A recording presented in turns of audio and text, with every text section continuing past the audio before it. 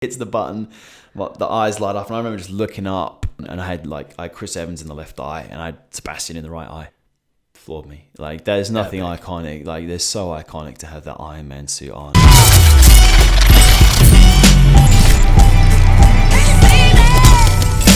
What's up, guys? Today's guest is a choreographer for some of Marvel's biggest blockbuster feature films, and you may recognize him without the mask for being in some of the craziest superhero suits you've ever seen. Please welcome to the JAMCast, Mr. James Young.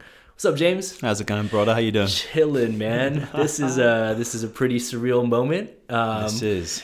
I feel like we never see each other, and yes, we're finally in the same city for once. I know, it's been a long time. Good many talks. Yeah. That's having number one, right? Yeah, it's crazy. I feel like over the last 5 years, our friendship has completely existed based off of text messaging and occasional weekend FaceTimes. Yes, and then lots of hanging out in town. Yeah, absolutely, man. Absolutely. Exactly. It's been insane. 5 years. It's gone by so quickly. Yeah, man. And how much we've done.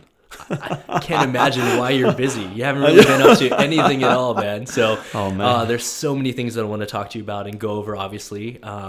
Stuff that I know, stuff that I want people out there to know about. Mm-hmm. But just really quick, where did you just get back from right now? You just recently got into town from Atlanta, is that right? Yes, just got back in town from Atlanta. We were just doing additional photography on ENDGAME, Avengers ENDGAME, the last of the big old massive Avengers pieces. So, yeah.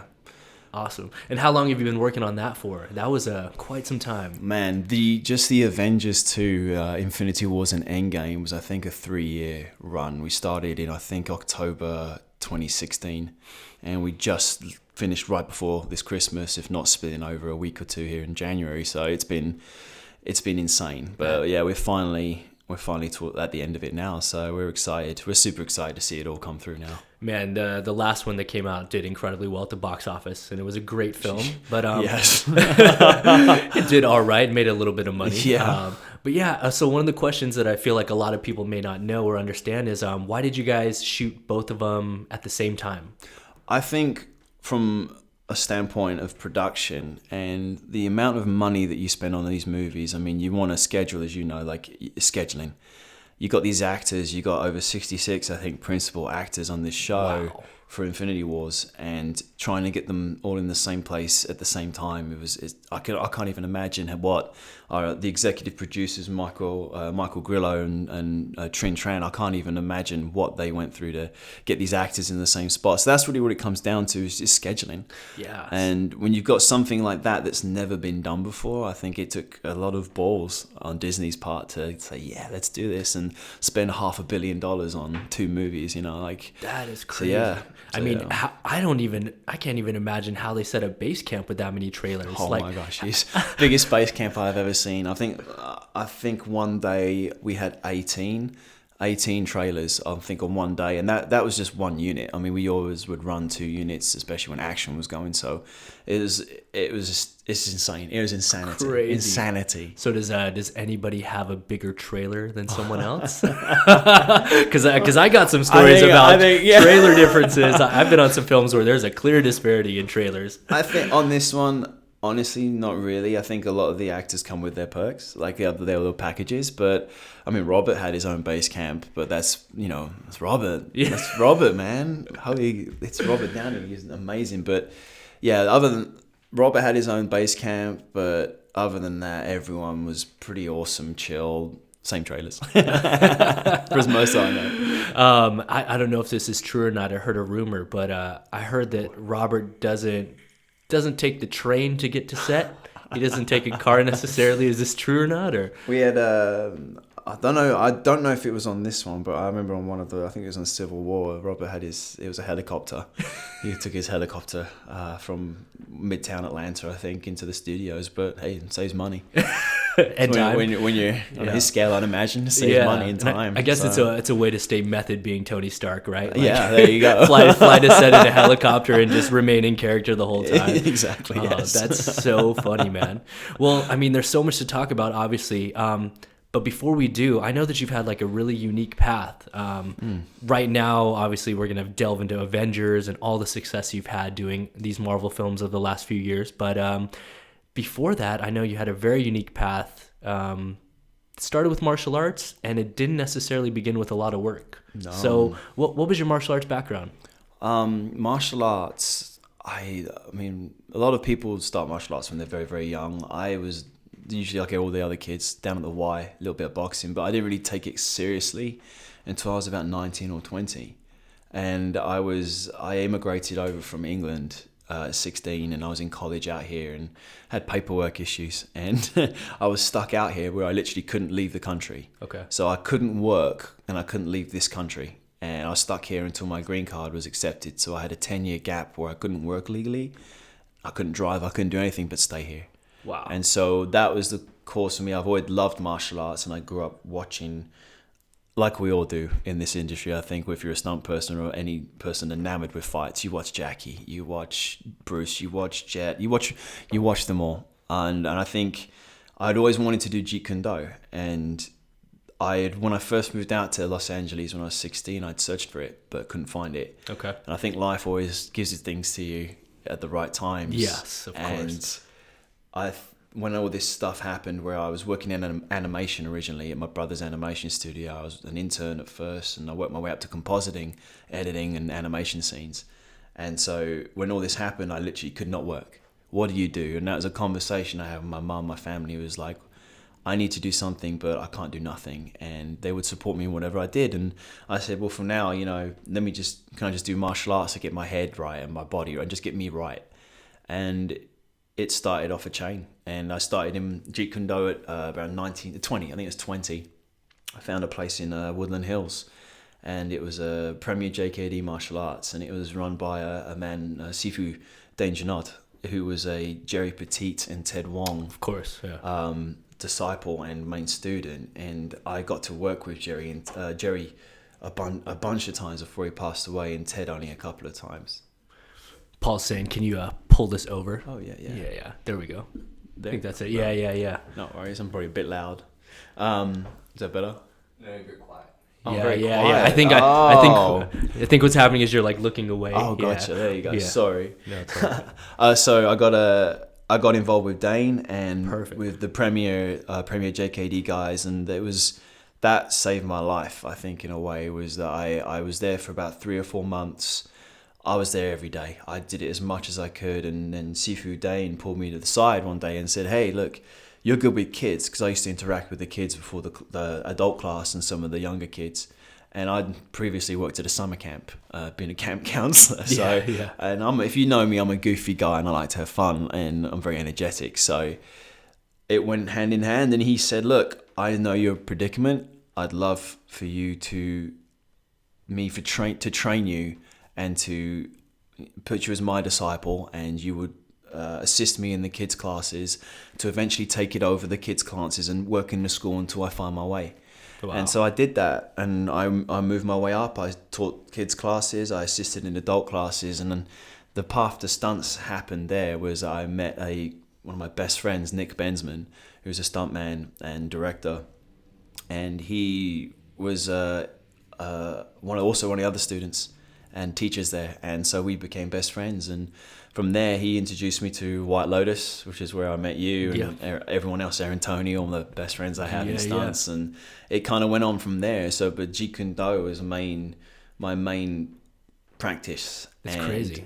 With that was Tai Chi as well, Tai Chi Chuan, but the JKD was just phenomenal because we got to learn what was learnt by Bruce, what was taught by Bruce. Yeah, of course. Because Jerry and Ted taught the curriculum that he taught in Seattle and Oakland, so it was really cool to learn Zhong Fan Kung Fu and Wing Chun and all the aspects. It was awesome. And again, you were doing this out of necessity because you didn't really have anything else you could do at this time. I would literally, my normal week was get up at 7, ride my bike to the school. I'd do a little workout for an hour. I'd clean, and then if it was the summer, or if it was the summer predominantly, I'd do a kids' little camp where like 9-10 kids would come in for 8-9 hours, and I would train martial arts and keep them entertained pretty much, be just active all day. Basically babysitting. At that point. You know the drill. Totally. And so, but then after that, I would spend 2 hours training at 3 o'clock. Till 5, I spent 2 hours training one-on-one with Sifu. 5 till 7:30, I would assist him in the kids' classes or teach them. And then 7:30 to 11 was the adults classes. 11 to 12 was one-on-one private. So the fact that I got 4 to 5 hours of private tuition, plus I got to drill every bloody drill over and over and over and over and over again, doing the Sulim Tao, all the forms. It's great, and it was great. It was a great practice. So doing that and not making any money, that was my life. That was literally my life. And then I'd go home, ride home, get home by 1 o'clock in the morning, shower, go to bed, and get up and do it again 5-6 days a week. Yeah. And it was life. I think all of us that go through a bit of a tough time where I couldn't work, I couldn't drive. And being in LA, like not being able to drive, and it was difficult. But had my bike, so bus. So I just literally did that. But man, try getting a girlfriend without a car. Jesus, man. LA's already a tough city, man. But not being able to work, make money, and not have a car all at once. Yeah, I was the catch, man. Yeah. But you did have the kung fu skills as a defender if you guys got robbed. There you go. So, I could ride away with my bike very quickly. But it's all part of the path, man. This is a discussion I have with a lot of other people, which is there are a lot of people that tend to get a call and then they start to prepare for it. And then there's a different set of people that literally spent years and years preparing. Yeah. Getting ready for that call. So when the call came, they're already ready. You know? Oh, man. I couldn't even, if you were to say to 10-year-old me or at any age, a version of myself, hey, do you think you would do stunts? Would you think you'd be in film? Oh, hell no. There's no way, like even a year before it happened, that it was even on my mind. Like that was absolutely not. Yeah. But it was just funny. I look back on my life, and with my path now, it's just everything that I've done has literally put me into this. Like working in animation, working in editing in animation, working with a director and a producer on pitching new animation ideas. If you know me, I'm a good talker. Like when I pitch ideas, that's what I do.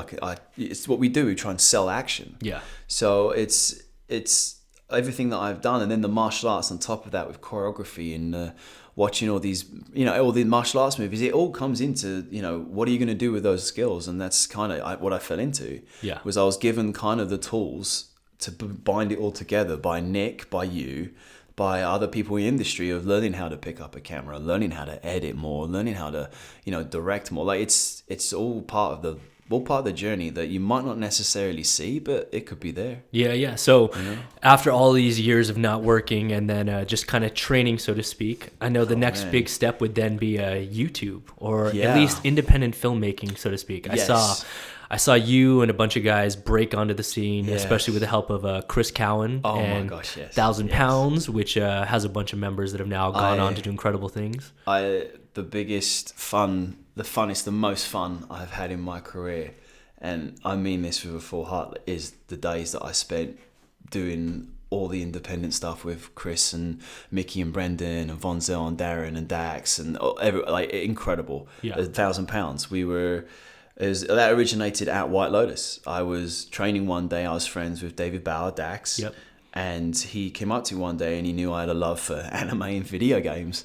We'd chat about it all the time, and he had met, I believe, Chris Cowan, Von Zell Carter, and Darren Bailey, and they were filmmakers from, I think, Ohio and Florida, and they had been together out here, been friends for years, and they were looking to do some fun stuff, and that was it. I got to meet with them on one meeting. We started playing video games, started talking, and Chris said, "Hey, look, I want to set up this little idea of a team called 1,000 Pounds, and would you be a part of it? And help with choreography and just be a part of it." Yeah. Is there a meaning behind 1,000 Pounds? Yes. I think Von Zell might have been the one that came up with it, or it's a Chinese proverb. So he pointed this out. Okay. That it was it's the idea of it only takes 5 pounds of pressure to move 1,000 pound object, but what would 1,000 pounds do to the world? And that was just like cool little proverb. So totally. So that was the idea of just putting these videos out there to see what they could do. And I think for anyone that is getting into stunts or filmmaking in action, it's the best thing you could do. Like here we are with a platform,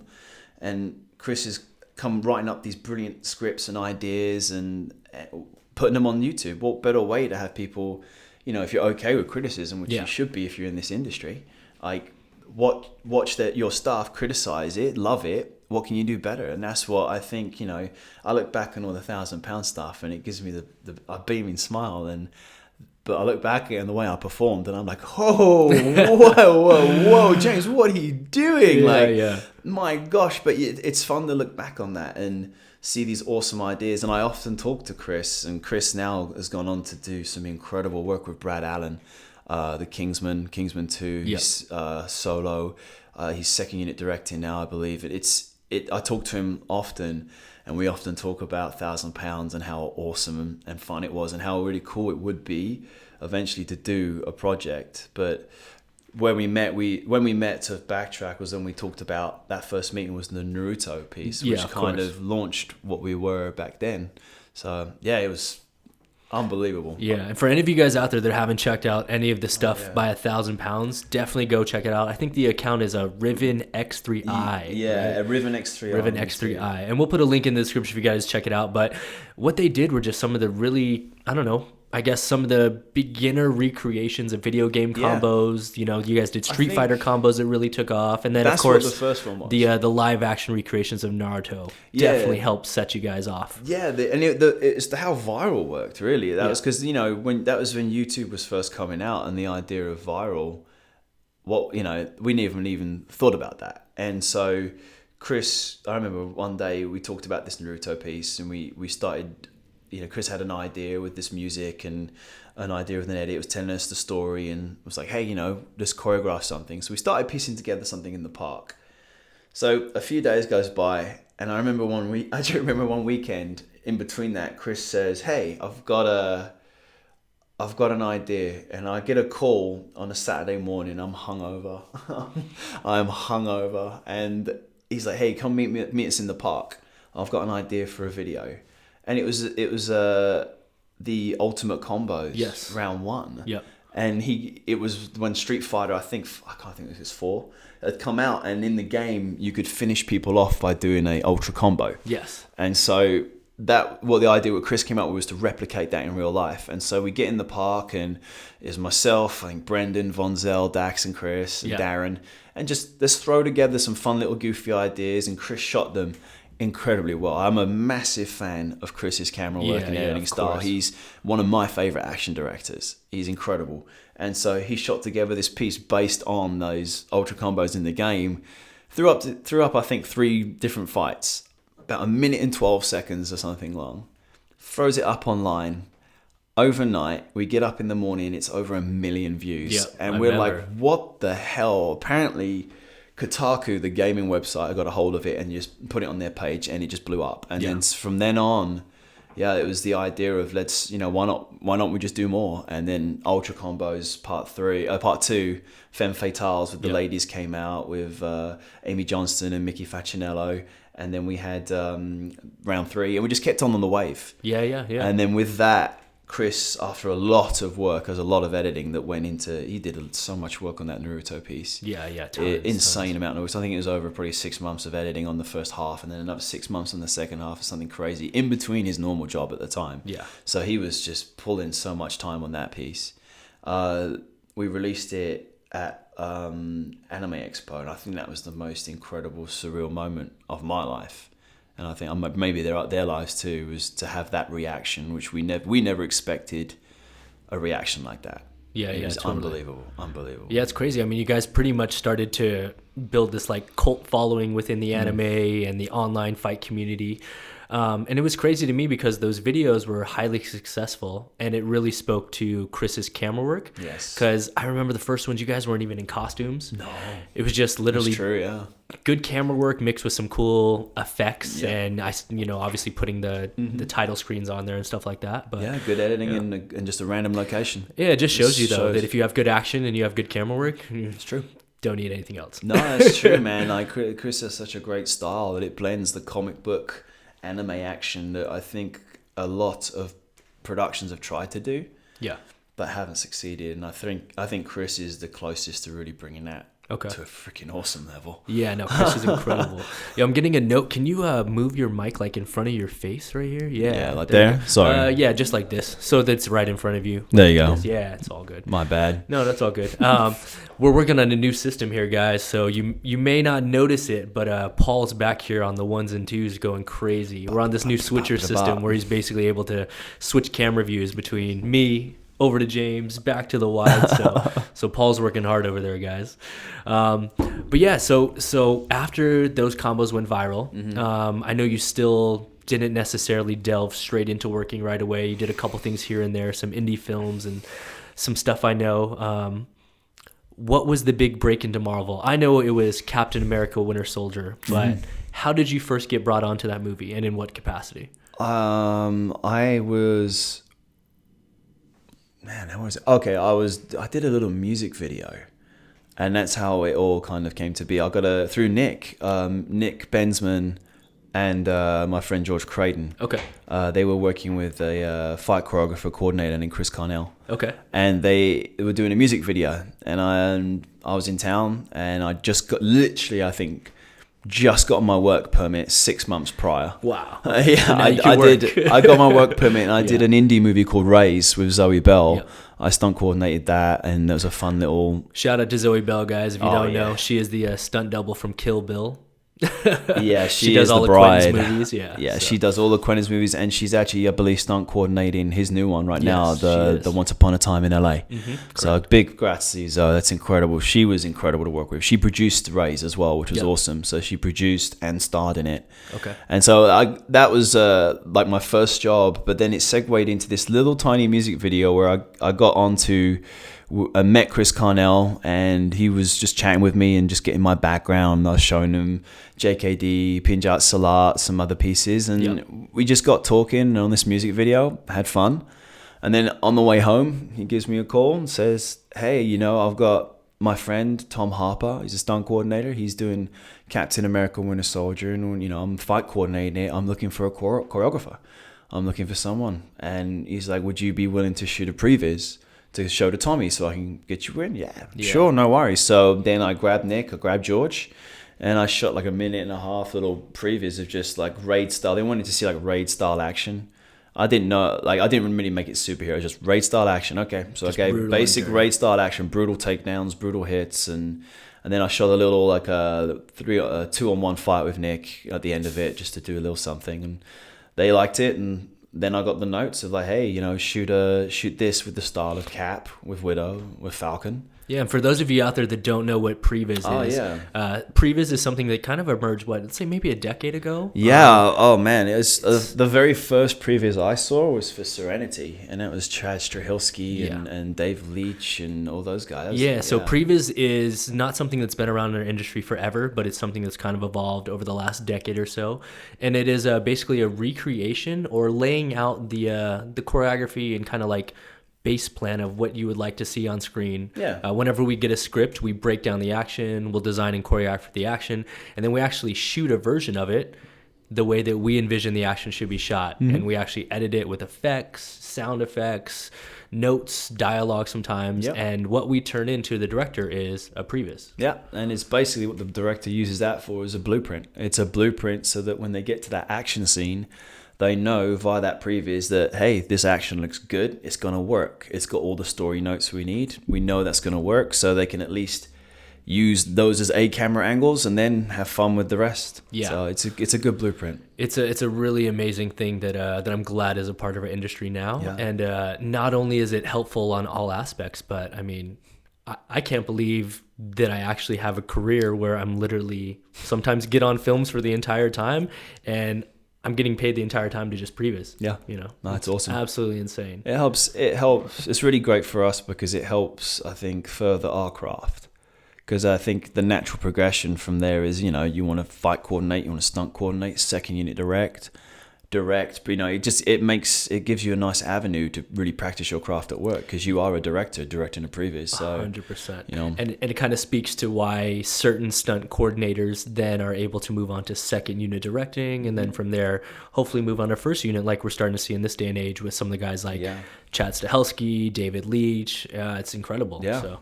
No, it's definitely they've opened a new avenue that I don't think a lot of back when I first started, didn't really think was possible. Yeah, it's incredible to see. So take us back then. So you talked to Chris Carnell. So yeah, you start to lay out some previs I did for these the early previs, and it was just like these vignettes, just like, you know, Cap taking out a bunch of guys, a little bit of like what it would be against Crossbones, just some basic stuff. And I shot that. Conceptual stuff. Yeah, conceptual stuff. And then that was handed in, and the Russos said, yo, that's good.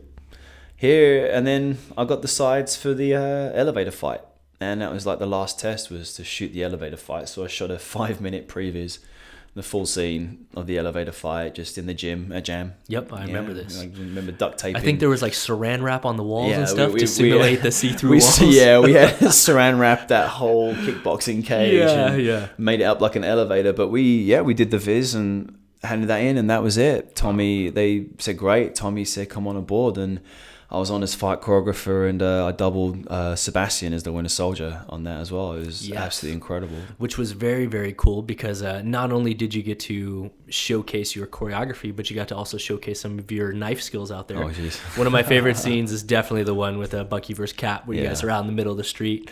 There's some really, really cool moments in that. Yeah. And who did you fight as the double for Captain America on that film? The double for Cap was Sam Hargrave, of course. Who's I've done since Winter Soldier. I've worked predominantly a lot of all of my Marvel career with Sam. He's stunt coordinator now, director. He's directing Darker with Chris Hemsworth. So that was 3 or 4 weeks in the street with Chris Evans and him kicking the shit out of me. It was awesome.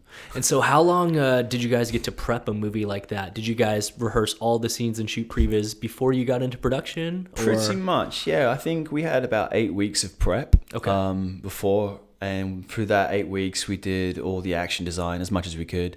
I think we got everything done. Elevator fight, the finale fight, every little piece we did. And then once we started shooting, the only thing then would come in is, as you know, is you get a little bit of like little notes that come in, so you go and retweak some stuff. Little adjustments, yeah. The 8 weeks was pretty good. We got that done, and then once we hit the show, though, you could see by the movie there is so much fighting. It was just non-stop. So about 8 weeks of prep for all the action in that movie on the previous side, but then you have live prep going on. So I have a big question. I'm not the only one that thinks this, but Winter Soldier is oftentimes credited as the big transformation within the Marvel Cinematic Universe, where the style of fighting transformed into what it is today. Mm-hmm. And obviously we can credit you guys for being the choreographers, but is that something that the Russo brothers came in with, a vision of changing the action, or is it more so you guys presented these cool new fights and then it kind of just went from there? From the beginning, the Russos wanted to redesign him, and Marvel did. Okay. Like, it was from the beginning was, they wanted to show you that this wasn't the old Captain America, and that kind of fitted for the way their movies are pathed out, because the first Captain America being set in 1945. Yes, I'm a big fan of that movie. Yeah, the action is very montage, like kind of World War II, which I think it suits the period of the movie. Cool, man, it's a really cool origin movie to me, and so the idea coming into this was, you heard me reference The Raid, and that was the hottest movie at the time was, The Raid, and The Raid 2 was coming out. So that was the action that kind of Hollywood wanted to lean towards. So that was the idea. It was just kind of, with this new Captain America, was how does Cap fight today? Well, let's quicken him up. Let's give this kind of Raid style action. Let's make it handheld. And yeah, it was kind of, I think everyone wanted to see that, though. Like, it wasn't just like someone had the idea of it. I think the Russos, Marvel, even we wanted to see this new Captain America. Yes. And it was just, let's let him go. Let's see what his character is and his skill set is. Let's let it go. If you watch Cap, we put so much work into his character and every character's skill set. And to Cap, if you watch him, it's a mix of karate, judo, taekwondo, whichever his base is. Mm-hmm. The now new age Cap has been probably training with Shield, learning Krav Maga, a little bit of jiu-jitsu, so it's you liven it up, and then you do the same with the camera work. You make it by this Raid standard, handheld, Matrix style. So it evolves. So I think Cap was naturally going to evolve into something of what he was, what he became. And it worked out at the perfect time for you to get there. So It did, yeah. Talk about being at the right place at the right time. Yeah. That's cool. So were there any challenges in trying to make that transitional switch, or was everyone pretty much on board?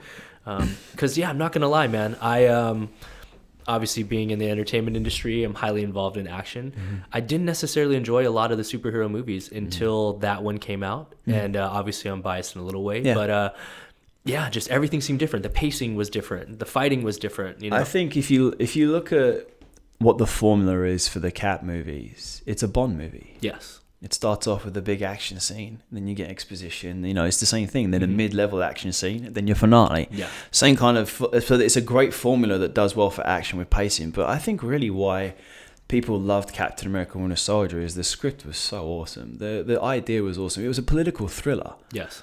With some really fun martial art action. I think at the end of the day is that when you'd seen all these superhero movies start getting spacey and beyond the realm of humans, it's kind of nice to see one where it was a little bit more down to earth. A little more grounded. I know there's super soldiers and whatnot, but you know, there wasn't just full CG scenes. Like those stunts were real. Like that stuff we did was real. Yes. And I think that's what really helped, was that it was just that grounded superhero movie that was the background of a political thriller. And I think that's what, when I read the script, that's what I loved about it. I was so blown away by how good the script was. Totally. Okay. Yeah. And how's it working with Chris and Sebastian? How are they with their fight scenes? Like, do they utilize you guys heavily as stunt doubles, or how much are they doing out there on their own? I mean, they do a lot of their work. They both learn differently. Okay. So whereas like Chris has a choreography background, I believe, tap dancing. Oh, I had no idea. He's a full wow. and so when he watches a fight, it's incredibly impressive. Yes. Like,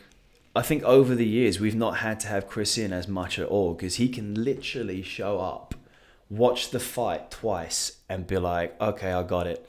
It's very rare as an actor. I only know of a few actors I've worked with. But it's not only that, because like I've seen it a few times, and then they'll throw the moves out, and it'll be robotic and mechanical. But no, Evans will put the performance in there and know when all those smaller beats are, and it really is cool to watch. He'll do it 2 or 3 times. We tweak it to what he needs and what he feels better, and boom, we'll go. That's crazy. So and then you've got the Evans is graceful when he fights. He's very athletic. Yeah. And then you have Sebastian.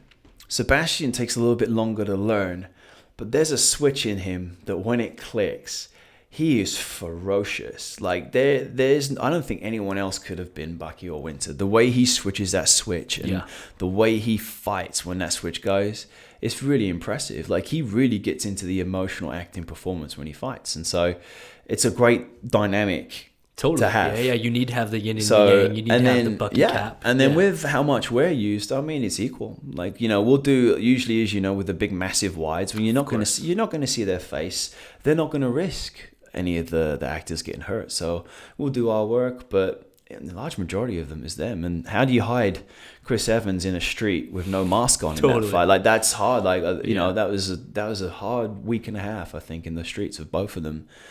Flooring fist is a good fight. It's an epic scene. So all right, so Captain America does very well. In fact, extremely well, to the point that, like I said, a lot of people credit it with changing Marvel's entire fighting feel. So then what happens after that? You come back to LA, and then let me think. I feel like after that things just start rolling, right? I think so. Yeah, I think after that. I came back to LA. I think we hung out for a bit, trained. We shot some pre-vis, some stuff. Yeah. Did some concept work. But then the next piece was I got called up by Marvel, and they sent me out to England to the last 3 months of Age of Ultron. That was Avengers 2. Yeah, it was Avengers 2. That was around Jungle Book time, wasn't it? Yes. Yeah. So, so they sent me out there. They were like 3 months out from finishing. They had the big finale battle coming up, and it was just a huge battle, and so they liked the work that I did on Winter Soldier, and so they sent me out there to help the English team. Awesome. Just push it ahead. And that's crazy, man. So what is that like, being originally from the UK, It's wild, moving out to Los Angeles, not being able to work for a decade of your life, and then you get flown back home to work on a little movie called Avengers. That was the first time I'd been in England in 14 years. Wow. Yeah, I came out here when I was 16. Okay. And once I finished Winter Soldier, I never would have thought, and it was crazy, man. It was surreal, like to go back home, to go capacity, to everything, right? to go back home. But the fact is, that was the first Avengers movie I'd worked on. I figured Winter Soldier, I did my job. It was cool. The movie hadn't released yet. Like it was January February. Oh, it was March that I went out for it. It hadn't been released. It was just going to be released. Okay. And so it was just insane because just being back home in so long, uncoupled on fact with that job, coupled on the fact that I never ever would have thought I'd have been in a position like that. It was bonkers. Some things are just meant to be. It was bonkers, man. Do you know Ilram Choi? Oh, yes, okay. I know Ilram. So for those of you that don't know Ilram is a legend stunt man. Worked on tons of movies from one of the original stunt guys on Avatar. Yeah. He was a Spider-Man double at some point. Garfield Spider-Man. Yeah. This guy is a legend. But funny enough, he actually used to be an editor in Texas.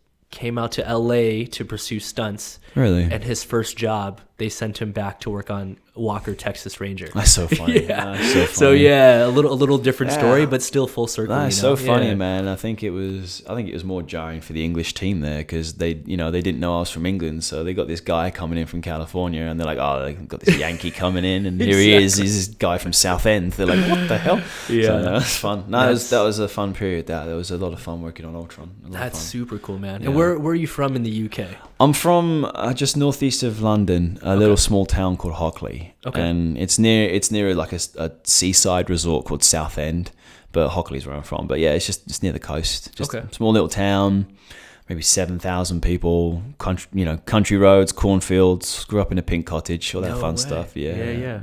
Well, I mean, all my best friends are from the UK, so there you go. you being one of them. Yeah. But yeah, man. So that's cool. So from that movie becomes I like to call the Atlanta stage, right? Yes. Shortly after this is where you basically weren't forced, but you made the decision to transplant your life to Atlanta just because you knew that Marvel was going to keep you busy for the next few years. Yeah. Came back from Ultron, got a little bit of rest, and then everything changed for 5 years. It was... Let's go through a list of the movies. So after Avengers, what do you go jump onto then? After Avengers, I did Civil War, and then Guardians 2, and then Avengers 3, and then Avengers 4. So that's 4 movies in the span of like 5-6 years. Yeah. Wow. Just back to back to back, essentially. Like it was nuts. And in what capacity are you working? Are you fight coordinator on all of these? Fight coordinator on all of them. Okay. Yeah. It was, we got called in I think it was like August, and they said, look, we've got Civil War coming up. We want you to fight coordinate it. Totally. And we are going to be doing this in Atlanta, these new studios in Pinewood, and you're going to be there a while. If you want to be there a while, we recommend, thinking about it. So yeah, why not, right? So I went out there, did Civil War, and that was mind-boggling. Totally, I can imagine. That was mind-boggling. I mean, it's a little different thing to jump from a gigantic film to an even bigger film that has a franchise with multiple characters, like you're saying. Yeah. Introduction of Black Panther character that means a little something in the universe now. Yeah, no, Avengers 2.5, you refer to that movie, it really was. Pretty much. It's just no Thor and Hulk. 100%. Yeah, Civil War was an incredible movie. Yeah. I also heard, though, that outside of doing fight choreography and having done stuff for Bucky, that you actually got to jump into another suit. Is that right? Yeah. Yes. Guys, not to downplay, this is not a small deal. When he breaks what I'm talking about right now, you'll understand why I'm egging him on here. So what other character did you get to step into the suit briefly for? I got to do Iron Man for Civil War and Avengers Infinity Wars and Endgame. Wow. So one of the, there's 3 or 4 people that played him, but Civil War, I got to step in for the whole finale. Wow. Tony, yeah. No way. For the fight scene where they push? That whole the 3-on-1 is me. Yeah, the 3-on-1 fight. That one where they go into the Hydra facility. Okay. Yeah, super cool. That was me, and then Daniel Stevens did all the airport scene. Shout out to Daniel Stevens, guys. Also legend. Doubled Wolverine. He is Wolverine. Hugh Jackman. Yeah. He's double Wolverine. Incredible. Yeah, incredible guy. Yeah. Incredible. Well, that's awesome, man. So I have a question for you. Yeah. What's the cooler suit to wear, or which one's the harder one to move in? Oh, jeez. Well, it's there's so many layers to that question. Yeah, that's why we're asking it, man. Harder suit to wear would be with the component that makes it the hardest is the mask. Ooh, okay. Because on Civil War, I didn't get to wear one for Bucky. It was just 7 layers of turtleneck in 135-degree heat in Atlanta. Yeah. It's awful. Yeah. Man, you want to crash diet, go on that. 210 to 175. The side that people don't see in our business by far. You know, our Black Panther double, Guy de Silva, in that one, he had 7 layers of costume on for that Black Panther suit, and we were fighting in 100 plus degrees on a tarmac of with white. With humidity. So the heat index was 120 something plus, I think, coming off the concrete, and it was like do a few takes, and then jump into an air conditioned van, vomit into a bucket, Gatorade, Pedialyte, get back out there. I've been there. Yeah, I remember doing Olympus Has Fallen in the heat of summer. New Orleans. We were in Shreveport, Louisiana. Oh my gosh, it's and so hot. The scene was all cool, but if you guys have ever seen the movie, the majority of the movie is about them storming the White House. Yeah. So we're literally outside every day. Oh my gosh. It was hot, like you're saying, until we had to do the scenes where we blow up the gate. At which point we were required to wear full Nomex or fire gear. You can't. Your skin don't breathe. I realized, oh man, we are sweating. You're cooking yourself. Yeah, I remember we had it almost easier than the extras, because the extras that were playing dead bodies had to try to not burn their faces on the concrete. Oh my gosh, yeah. Playing dead bodies. Yeah, it was insane. It's amazing what people go through for movies, isn't it? The glorious film industry, right? It's like crazy little one for me was the moment, like working on Winter Soldier being my first big movie, we're doing that fight scene in the street in Cleveland. We shot it in Cleveland, Ohio, and they shut down the street. Yeah. So it was really cool to be just fighting, and just cars are on fire and pedestrians are running around.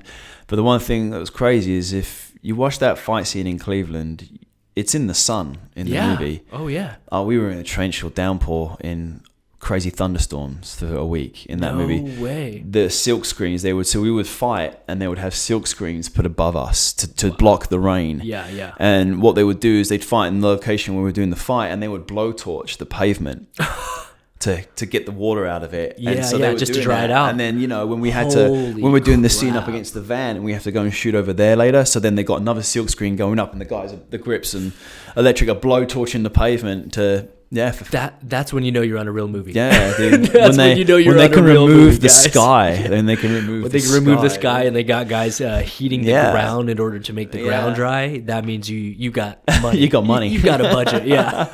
But Jesus. Yeah. But the suits. Yeah, the Bucky suit is just a lot of layers, and I think the harder how's the arm? Is the arm actually functional? Or yeah, is your arm just stuck? The arm is as functional as you can get it. Like the suit itself is made by the Marvel costume designers, but then the costume pieces like Cap's helmet and Bucky's arm and Tony's helmet, they're made by Legacy Effects. Of course, you should follow them on Instagram, honestly. If you're at Legacy Effects, they are incredible. They build all the proper use pieces for movies. Yeah. And it's geek heaven if you look at their site. And so the Bucky arm was molded. They took a mold of myself and Sebastian. Okay. And then on Civil War, Greg Rementer as well was our Sebastian double. So they took a mold of our arm, and then it's like this hard rubber. I don't know the name of the material, but you would put KY jelly all up your arm and just to slide it on. Yeah. And it was an actual piece that you would slide the arm on, and then it had a brace, and it would clip here. Yep. So you would do that, and then the next piece would go on clip, and that's 2 heavy pieces there already. Underneath you've got your Under Armour, and then you've got the turtleneck for the look, and then on top of that the mask. So you're just building layers. So that's the crazy. It's not too much to breathe, to practice. You've done mask work before. It's all in the prep. It's all in the prep. You mentally prep yourself. And for me, I was lucky enough working on Winter Soldier. Sam Hargrave had been through many movies before I did, so this is my first big one. Yeah. So it was good to have him and Aaron Toney and Chris Brewster, who are seasoned stuntmen, to kind of be there for me for any help, and they trained the ass out of me. Of course, man. They were great. Those guys are. Aaron Toney's one of the guys that I used to get tips on when I was doing suit work because of all the suit work. Common Rider stuff and things he did. To me, there's no one better. Yeah, like he's phenomenal. Like him and Ilrom, that level of performance. Yes. Jeez. Yeah, suit work isn't for everybody. No. And suit work, prosthetics, creature work. This stuff is not for everybody. In fact, I will personally turn down heavy prosthetics if I get the option, just because. Yeah, I don't really enjoy sitting still for that long. I got you, man. Yeah. I don't mind it. I'm not as mindful of it. Like, luckily, a lot of the stuff, like the craziest makeup I've got, well, Bucky is a wig. Yeah, of course. It's 45 minutes. Totally. You can do that. It's no worries. Iron Man, it ain't nothing. You stick something on my head, like Yeah, it's yeah. you know. But the crazy one is the prosthetics, like 5 hours of heavy makeup. Yes. It can get, but I don't mind it. I meditate. I'm just out. Yeah. But I get you though. I get you. I've done a couple shows before where you're, you know, a creature and your mouth sealed shut. So literally they just I've never had that. That sucks. they just put a straw in your mouth, and I've had a for the few whole friends day with that. you're I just can do that. you just drink your meals. Yeah. But Bucky, but so that costume with the movement in the arm, it's tough. Yeah. Leather takes a while to warm up, and so if it's made out of leather, you'd have to just literally warm up the arm, warm up the whole piece to get the thing moving, because trying to get your arms above your head when you've got that much material is difficult. But, you know, you work it out, you get fine. And then the other flip side of it is the Iron Man costume. There's 2 different costumes, essentially. I was going to ask that. Yeah, how firm is this, or is this movable? It's movable. Okay. In Civil War, it was a more practical piece. And it's like, I want you to imagine like the coolest looking American football pads you've ever seen. Okay. Yeah, totally. Literally made up like Iron Man. They're styled just like him. And so what it was I'd wear the motion capture suit underneath. And that's just mainly just a fleece, all red suit with the digital markers so that they could track my movements. Yeah. And so that would all go on, and then I would then they would strap the big headpiece on, the bit of chest piece on. It would literally clip on, and it was bulky because I think it actually helps the movement to keep your stature. Yeah, I mean, you've got something that's going to keep you out like that. You're going to help you fight like Iron Man, and that's 100%. Why we're there, is to fight like the character. So, and then the gloves go on, KY jelly again, and then they have a battery pack that connects on to make this light up to chest. Cool. They use that because VFX, like at the end of every shot, for a lot of people, if you watch a lot of the behind the scenes on any like DC or Marvel movie, you'll see the amount of VFX work that goes in. You know, like I'm standing there and Robert will stand there in just this half-built armor that has lights on. But at the end of the take, they also bring out another armor and they'll do stills and balls and charts and all their little plates for VFX to rebuild it in the movie. So like what they'll do is I'll be wearing that big suit and then I'll do one take of the fight with the helmet on. Yeah. And the helmet will go on, it will clip in, lights are on and everything. Extremely hard to see. And then I'll do one take of the fight with it off. There you go. That's it. And then they do one take of the fight without me there. So Chris and Sebastian would fight the air, or Jackson Spidell or Greg Ramenta, who are our Captain America doubles and Bucky doubles respectively in Civil War, would fight the air. So that's how you build the scene. So in terms of like what costume's cooler and which one kind of, many layers, man. Like the coolest looking, I think, is Bucky because he's so much more practical in person. Yeah. But there's something to be said when you see someone in partial Iron Man. Totally. Easiest one to perform in would be Iron Man because there's less pieces. The Infinity War one as well was not that American football. It was literally a whole Bucky arm. They would KY your whole arm body and it was like a body glove and it zips up. There's like paparazzi shots online of either myself or Glenn Foster, the other Iron Man double, in the streets in Atlanta with this really tight like Iron Man. It looks awesome and it goes up to the neck. But the coolest one is probably Iron Man to wear because what you see from the inside, and it's something iconic about those eye holes. Yeah. Even if you see them with the lights off, and to be on the other side of the suit. And I remember the first time putting it on, being the complete nerd that I am. I could imagine. I had it on, and Legacy's there, and they clip it up, and I had my eyes shut, and I was like, all right, come on. And Ricky, one of the techs, Ricky Riddle, I'm like, Ricky, do it, and she hits the button, the eyes light up, and I remember just looking up and just seeing just those eye holes with the lights, and I just bringing tears to my eyes, man. And I had Chris Evans in the left eye, and I had Sebastian in the right eye, and I was just about to fight him in the 3-on-1. That's the first piece that I did after the whole walkout scene. The first fight piece that we did was that, and floored me. Like there's nothing iconic. Like there's so iconic to have that Iron Man suit on, and I'm sure a lot of the other guys that have had it on too. Totally. I mean, I played a robot on a Nickelodeon kids show, but yeah, man. I guess Iron Man's pretty tight too, though. No. Oh man, that is incredible, man. So I have a question. Captain America, Guardians of the Galaxy, Avengers. What's been your favorite one to work on, and why? There's different ones for different reasons. I think the Captain America series for a creative reason. Okay. Down to earth. It's.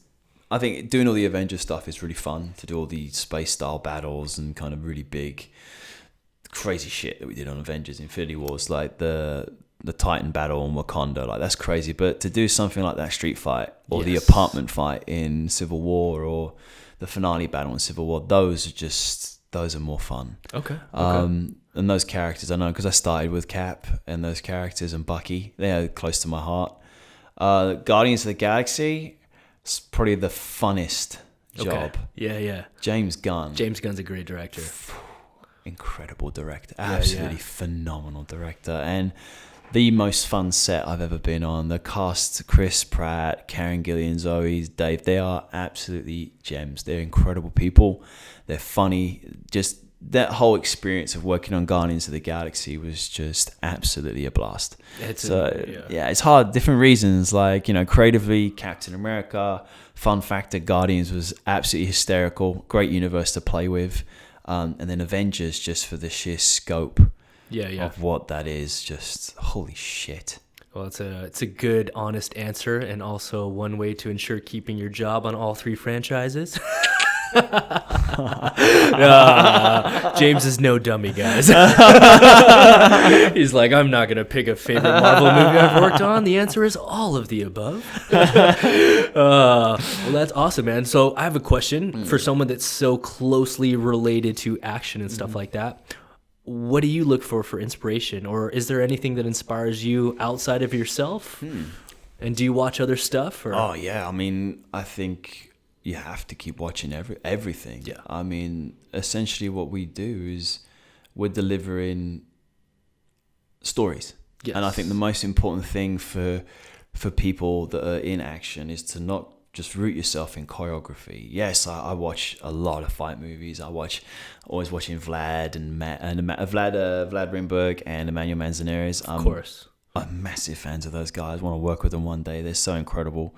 I'm watching all the young guys that are coming up to just see what these young guys are bringing, like see what's new for them. But then at the same time, I'll go watch everything in every country, Korean, Indian, just broad scope. I'm on YouTube watching fight, like everyone does. We're all doing it. Just going down the rabbit hole on YouTube, watching stuff. And recently I've been reading a lot more, just broad scope in directing, screenwriting, just to absorb everything. Where I get a lot of my inspiration, video games. Hell yeah, dude. Which I'm glad you brought up. I love video games. Totally. I'm a complete nerdy kid.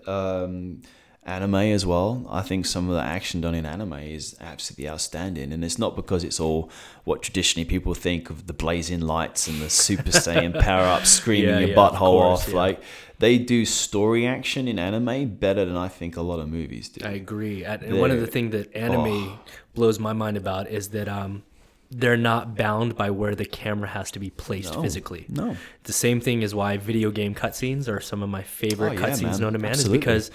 Absolutely. For those of you that don't understand what we're talking about, when we're on a set and we're filming a movie, we use cameras, obviously, but we use them in a number of different ways, either handheld, we use them on cranes, we'll put them on, attach them to wires sometimes to do cable cams. Yeah.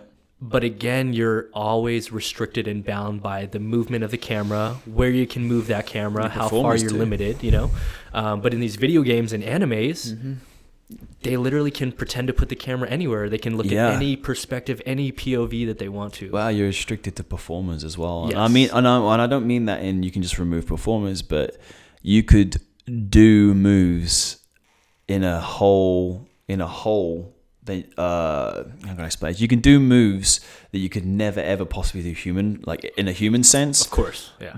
In a volume, you could link two moves together. Correct. So one of the ones I've seen I absolutely fucking love, and I'm sorry I'm swearing. It's all good. Is if you watch one of the coolest companies is the Blur. The guys at Blur. Absolutely phenomenal stuff. They do all the Knights of the Old Republic cinematics, and I'm a huge Star Wars fan. I think that's the best Star Wars combat. Blur also did Deadpool. Yes, they did the Deadpool stuff. Incredible. Big shout out to Blur. You guys are unbelievable. Yeah, big shout out to Darren Ross down there. Darren I've had the Ross, chance to work with him. Yeah, Phil Severa back in the day doing all that stuff. Incredible work. And they did the Knights of the Old Republic cinematics. They did the what was it, the not the Elder Scrolls. They did a really great run of the Elder Scrolls cinematics. But what they're doing, my favorite one, to get this point across, because I ramble a lot, is they did the Batman Arkham Knight, and it was the Deathstroke fight. And there's a really incredible shot where it's Batman running and the camera's looking below, and he looks up and he sees Deathstroke running above him, and Deathstroke does a Kong up a wall into a full twist, but going up. And that, you cannot do that. And so, doing that in a volume where you have your performer do a Kong, then do a full twist, and they can blend, and then you can do that in that one shot. That shot is incredible to me, because that's superhero action. That's using a human performer to get the next level. I'm not a huge fan of when it's fully VFX. It never looks real. In my opinion, it should just be meant to enhance something. Absolutely. It shouldn't take it over. It should definitely enhance it. And that was the benefit of working on Captain America. The Captain America movies, the VFX producer, Dan DeLue, his team, and he's all about, we want you guys to do as much as you can. We're going to assist you. And that was, it's so great to hear that. Like, we're going to try and do as much as we can, but we know we're limited, and we're going to use their tools, and they're going to use us as a tool to get the best. So that's where I think it's awesome. So I got a big question. I'm trying to get an insider tip here, especially delving into what you just talked about. So is it true that Spider-Man is now CG whenever he flies? Large part of it, yeah. Wow, okay. Yeah, man. You mean... The stuff that they did on the Andrew Garfield Spider-Man, a lot of that was practical, I believe. And Andrew Armstrong and his team, and Ilrom, that unbelievable. The swinging that they're doing beneath the bridges and all that stuff. But a lot of the stuff that we do, once Spidey's above 10 feet, 15 feet, we're not gonna be. That's no world for us to be doing stuff. That's better in a CG land. And they have all the information these days. They do. And if they need anything, they have our performer on a mocap stage. We do a lot of mocap work on a volume, and we'll recreate a lot of the moves. A lot of the moves are recreated. All the aerial stuff is recreated on a mocap volume. So it's all human element, but it's not done for real in terms of that Spider-Man. Like, it's a lot of CG with Spidey in the air. When he's on the ground, it's all real. It's on the ground, it's all real. Okay. Yeah, of course. Okay. Yeah. So in your personal opinion, as someone that's been highly involved in basically the progression of where action's going these days, where do you think we're at right now, and where do you think we're going? Do you think that we're in the middle of a stage right now where things are going to maintain the same style of choreography, or do you think we're on the edge of breaking out again? I hope it's evolving. I hope it's breaking out into something new. I mean, I think where my head likes to go is, with the use of with VFX, with the use of doing fights in a volume, but that's just one aspect of it. That's just superhero movies and stuff that's otherworldly. Yeah. What about the awesome Western movies?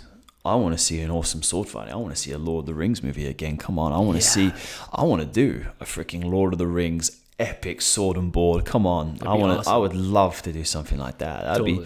I'm so all about knights and shining armor. You know me so well.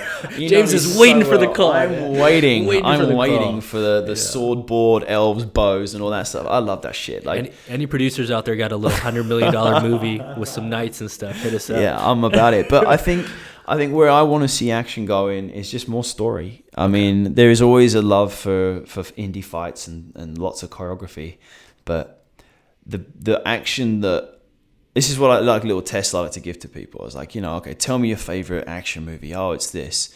Okay, what fight is it? It's this fight. Okay, show me 5 beats from that fight. And a lot of people won't be able to show you those actual beats. No. They'll show you moments. And that's exactly what a fight's about. Totally. It's not giving them beats of choreography. It's giving them a moment. Yeah. What's more powerful? Is it a jab, a cross, or a hook? Or is it a moment that defines a character? Totally. Or even below that, is it a moment of pain? Is it a wicked stunt gag? Mm-hmm. So that's where I think I want to see action that just brings me to my knees, like with emotion. Totally. I want to see a character turn in action so emotional that's basically what I think we're all chasing. Yeah. But it all comes down to moments. It all comes down, and that's how well you know your story.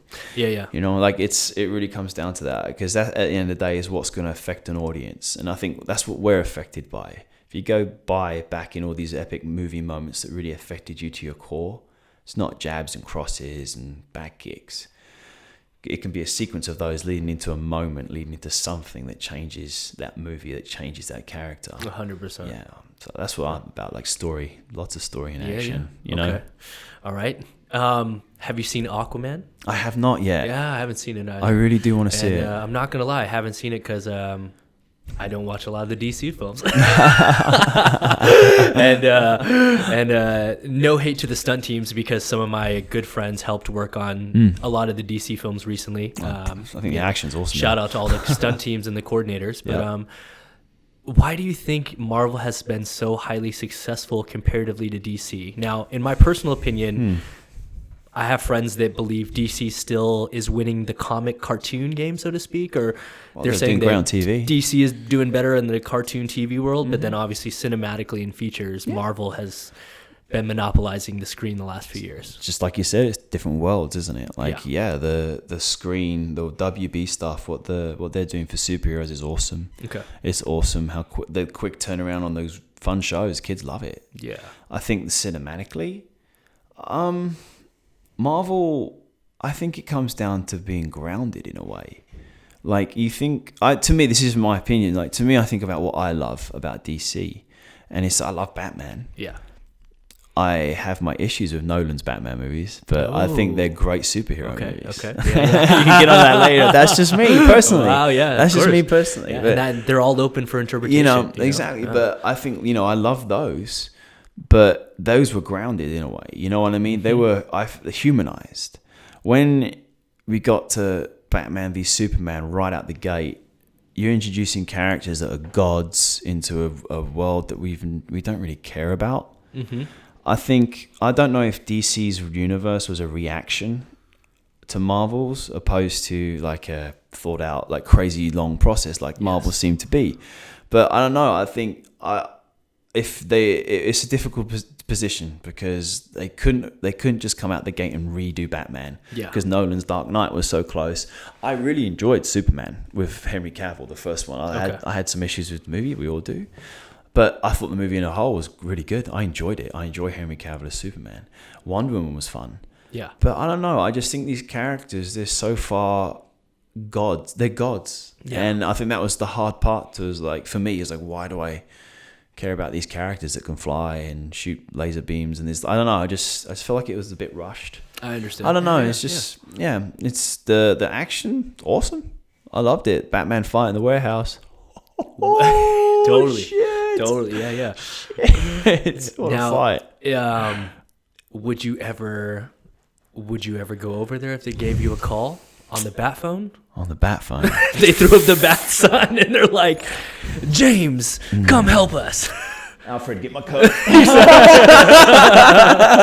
I was good. If they pay you Bruce Wayne money, I'd go in a second. I love Batman with a passion. I would listen. Yeah, I mean, but I'm not. There's nothing to say that I'm not like through and through Marvel. Like, I just work with them. Yeah, like, and they've been a great family to me. I have love for comics, and to me, I love more of the grounded stuff. So Batman to me is definitely. I love Batman. I have my own ideas for Batman about a movie and stuff. So yeah, I would love to see Batman done. In a certain way. Yeah. We'll leave it at that. Yeah. That's awesome, man. Yeah, I think so too. And I think you could really do him. I think in a certain way. I don't want to give anything. Yeah, exactly. But you could do some really cool stuff with him. And that universe is really, again, it's rich for the pickings, but it needs some time. Make the call, DC. It needs some Make time. the call. And so make the call to James. Let's do this. Well, man, it's crazy. I mean, your path is definitely unique, and some people would say that you've risen in your career faster than anyone else ever expected. I think deservedly so. Thank you. My question for you now is, what's next? Like, what's the 5-year plan, and what's the career life plan at this point? I think it's been all such a blur. I mean, ever since Winter Soldier, it really is like pushing a snowball. Yeah. Life is like pushing a snowball up a hill.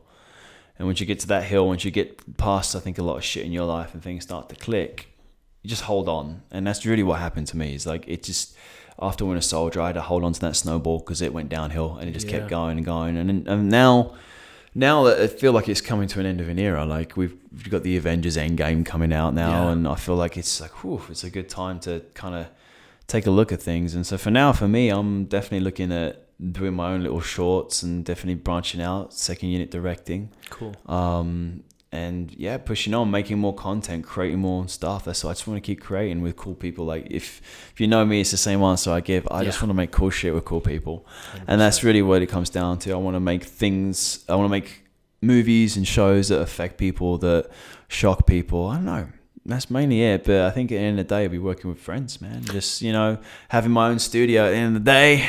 Calling the shots, hiring all my buddies to make movies. And yeah, man, because there's so many incredibly talented people that we know that, Do you think the end game is more first unit directing, or is it more producing? I don't know.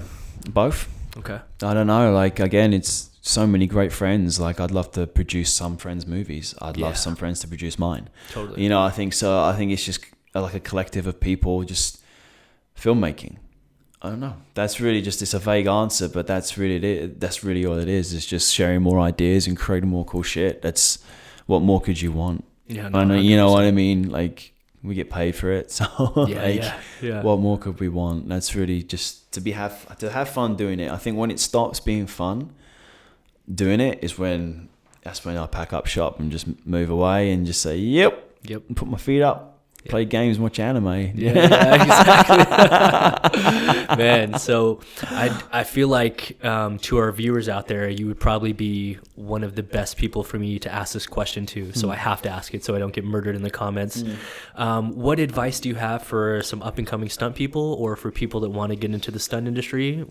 Where should they start ground one, and what should be their goals to try to get to where you're at right now? It's the hardest question to answer. And I think it's, which is why I asked it, and I'm not answering. I know, because you get asked it a lot too. My show, you get asked that a lot too. It's interesting because it happens differently for everyone, and it happens so weirdly for me. Like, it really does. But I think at the end of the day, surrounding yourself with those good people, training with good people. So I really do credit a lot of it to Jam, to what you instilled in Jam and White Lotus was a community where I could go practice my skills with no judgment. Like, to be going to Jam and watching you trick, watching Aaron Tony, watching Anise, holy crap. Totally. Like, that's so daunting. But I remember you drilling me and getting on my ass to do Webster's, then getting on me because I'm hitting all the stuff that I'm doing. But there's no judgment. You guys encouraging people to get on the floor. That's why I love that community. It's a great place to grow, and you learn a lot there. So I think for people that find those groups of people you want to train with. 1, 2, don't stunts is interesting because there's so many specialties. Yes. You can drive, you can rig, you can be a fighter, you can be just a ground pound person, you can be a high fly. There's so many things to do, but branch out, do it all, experience it all, make yourself as well rounded as you can. Okay. Pick up a camera. There's a great quote by James Cameron, and it's like, if you pick up a camera, you got your iPhone, right? Yep. Stick your mother in front of it, film a scene. Congratulations, you're a director. Yeah. The rest is just arguing your rate. Totally. That's seriously it. So, but the way I think you'll get better is by doing that, is by not only watching yourself on camera doing a fight scene, film a fight scene, so you know angles, so you know what you can do better for that camera. But you know what I mean? There's a whole facet. So learn the craft of it. Watch. Jackie Chan, Bruce Lee, Jet Li, all of it. Watch them, but don't just watch the fight scenes. There's great fight movies out there there are great fights out there in movies that are not fight movies. Yeah. Honestly, actually, I'll ask you this question after. Actually, it'll be a fun little question. Okay. But anyway, that's what I'd say is watch. Yeah. Surround yourself. Don't stick with the norms. Like I said, video games and anime is a good influence on me. Yeah. I don't give a shit if people call me a nerd. What these guys are doing in video games and anime, they're breaking barriers. Like they really are. They're showing great camera work. There's a lot of great things happening, man, in it, because they don't have to stick to the norms of over this shot. You know, they've got a moving techno crane at their disposal. They don't have to stick a camera on a bungee and limit it to 6 feet. They can go anywhere. Like it's crazy. They don't need a drone operator. They can just do anything. Video games and anime to me again is a huge one because of story.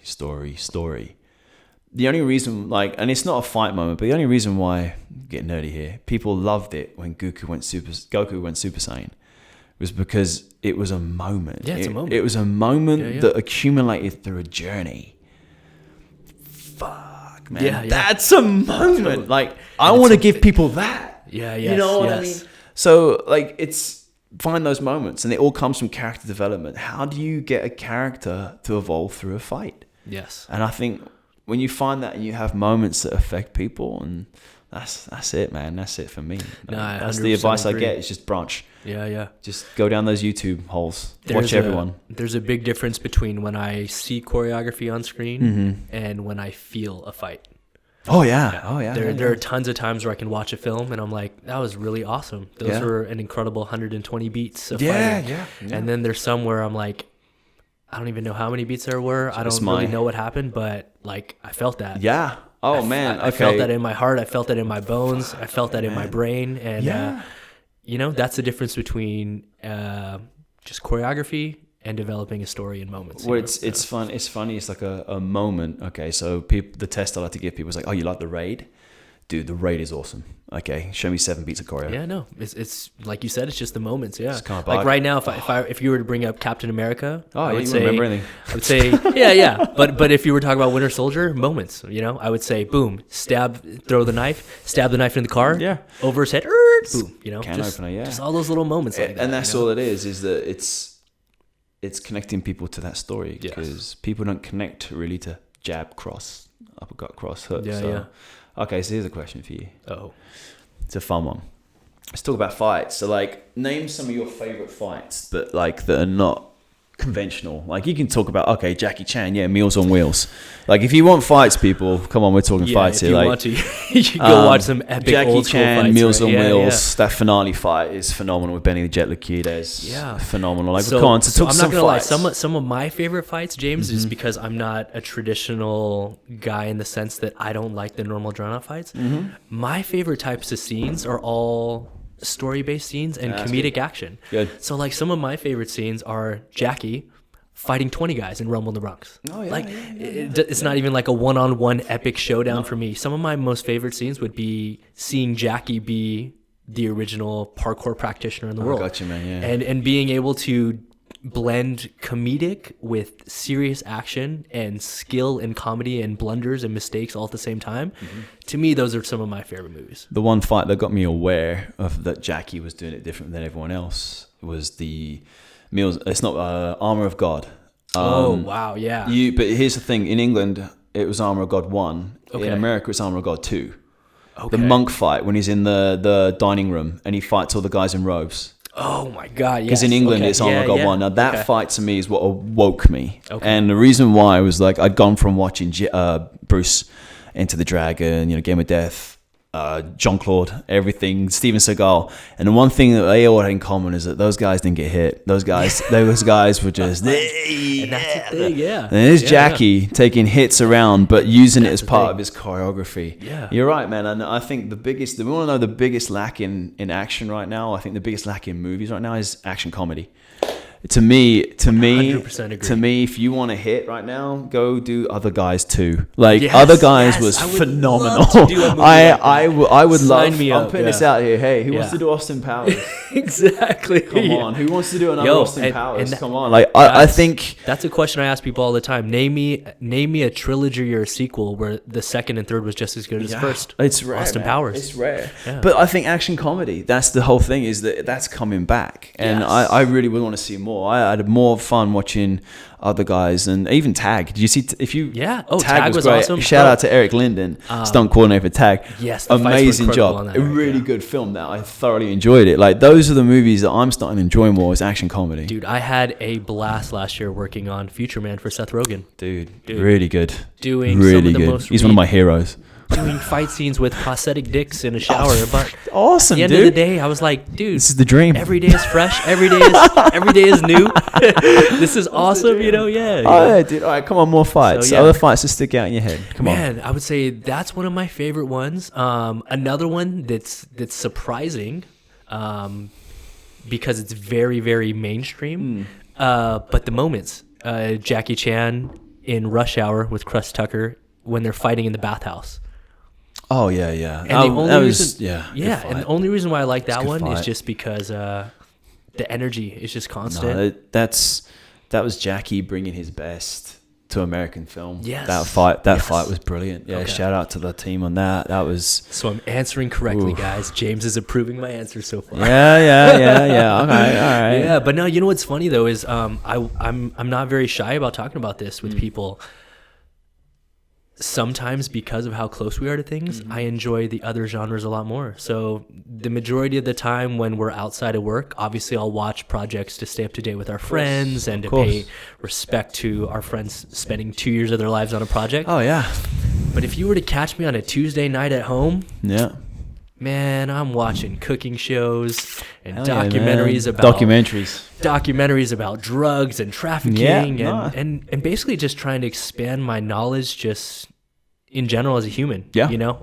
I feel like the quest for knowledge is something that is very unique to us, and some of us spend it just on our work, and I feel like there's other individuals like us that like to spend our free time just learning about things, and that's really what I enjoy. So. That's been definitely the last couple of years. There's definitely a lot more documentaries and a lot more learning. Like, I guess definitely I'm on a big documentary kick right now. Yeah, I know this. We talk about Netflix documentaries all the time. That's all we watch. All the time, guys. Quest for knowledge. Yep. Well, I have one more question for you, man, which is out of everything you've done, I don't think that you would probably change anything because it's part of your path, but I do want to know, what does James Young want to be remembered for when this is all said and done? What's the legacy that you want to leave for yourself, for your family, or, as a fight coordinator, what do you want to be remembered for?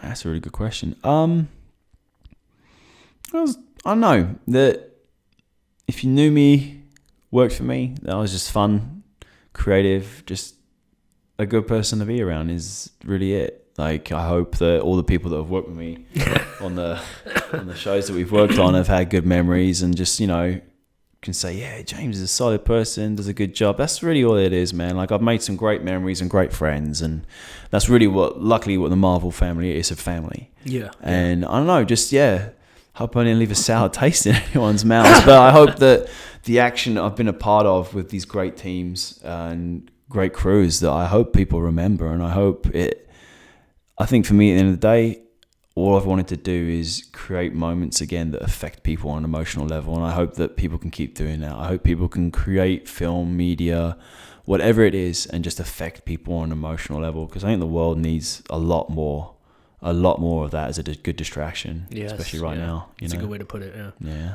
Well, I think that's a great answer, man, because of all the things that you've done in your career and all the things that we've shared, in our profession, the one thing that I'll always remember is flashback to 7 years ago when I was building Jam. Yeah, mate. And the person that was standing next to me painting the walls white was you. I remember that. And it was just me and James upstairs in the second floor. Yep.